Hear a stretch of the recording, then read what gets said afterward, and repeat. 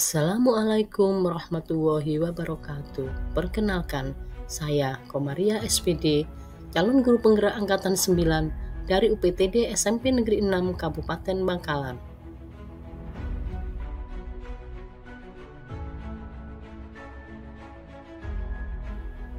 Pada kesempatan ini, saya akan memaparkan koneksi antar materi modul 2.1, yaitu pembelajaran untuk memenuhi kebutuhan murid.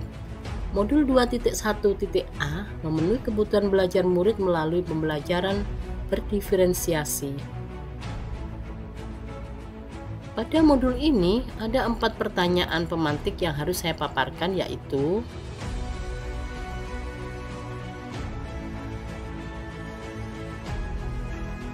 soal pemantik ke-1. Buatlah kesimpulan tentang apa yang dimaksud dengan pembelajaran berdiferensiasi dan mengapa hal ini dapat dilakukan di kelas. Kesimpulan saya, pembelajaran berdiferensiasi adalah proses yang komprehensif dan fleksibel yang mencakup perencanaan, persiapan, dan penyampaian pengajaran untuk mengakomodasi keberagaman kebutuhan murid di dalam kelas. Menurut Tomlinson 2001, pembelajaran berdiferensiasi adalah usaha untuk menyesuaikan proses pembelajaran di kelas untuk memenuhi kebutuhan belajar individu setiap siswa. Soal pemantik kedua, jelaskan bagaimana pembelajaran berdiferensiasi dapat memenuhi kebutuhan belajar murid dan membantu proses hasil belajar yang optimal. Menurut saya, pembelajaran berdiferensiasi dapat membantu murid mencapai hasil belajar yang optimal dengan menerapkan 3 strategi pembelajaran berdiferensiasi, yaitu 1. Diferensiasi konten, 2. Diferensiasi proses, dan 3. Diferensiasi produk. Diferensiasi konten. Guru perlu menyesuaikan konten atau materi pembelajaran dengan kebutuhan belajar murid, di mana konten dapat dibedakan sebagai tanggapan terhadap tingkat kesiapan, minat, profil belajar murid yang berbeda, ataupun kombinasi tingkat kesiapan, minat, dan profil belajar. Diferensiasi proses, di mana guru perlu menyesuaikan cara mengajar dengan kebutuhan belajar murid, yaitu dalam diferensiasi proses, guru dapat memilih metode pengajaran yang berbeda-beda seperti ceramah, diskusi, tanya jawab, dan sebagainya. Diferensiasi produk.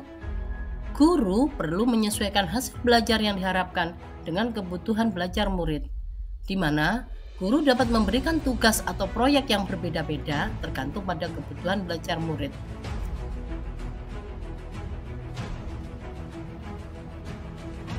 Berkaitan dengan kebutuhan belajar murid, guru harus memahami 3 aspek berikut. Yang pertama, kesiapan belajar murid atau readiness. Yang kedua, minat murid. Ketiga, profil belajar murid. 1. Kesiapan belajar murid atau readiness. Guru diharuskan untuk menilai pengetahuan awal dan menentukan apa yang telah murid ketahui dan di mana murid berada. 2. Minat murid. Minat setiap anak pasti berbeda-beda. Minat adalah salah satu motivator penting bagi murid untuk terlibat aktif dalam proses belajar pembelajaran. 3. Profil belajar murid. Profil belajar murid adalah ciri dan karakteristik yang dimiliki oleh murid dalam proses belajar mengajar. Cara mengidentifikasi kebutuhan siswa dalam pembelajaran berdiferensiasi. 1. Memahami tujuan pembelajaran. 2. Mengamati perilaku murid-murid. 3. Mengidentifikasi pengetahuan alam. 4.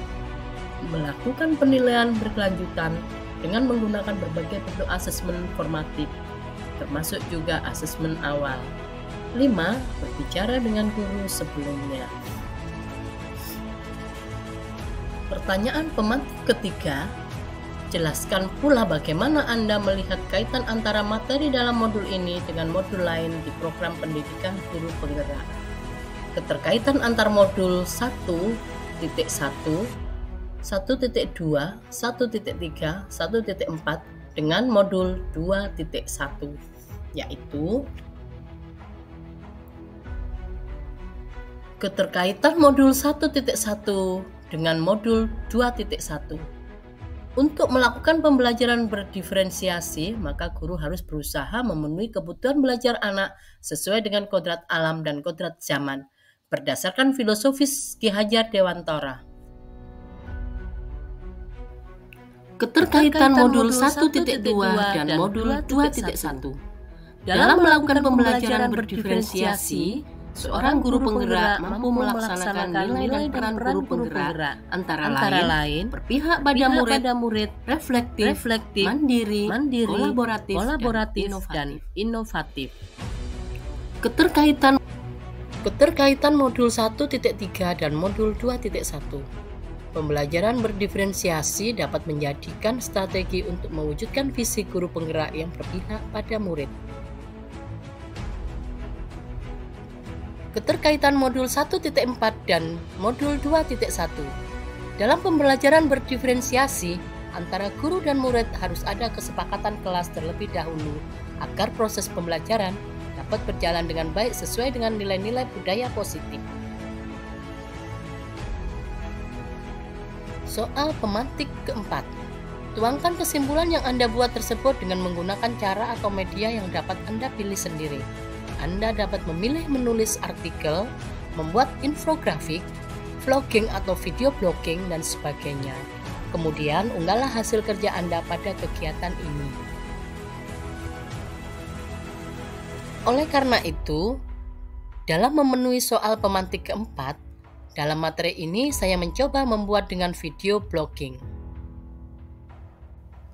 Terima kasih. Salam bahagia, salam guru penggerak. Tergerak, bergerak, menggerakkan. Akhirul kata, Assalamualaikum warahmatullahi wabarakatuh.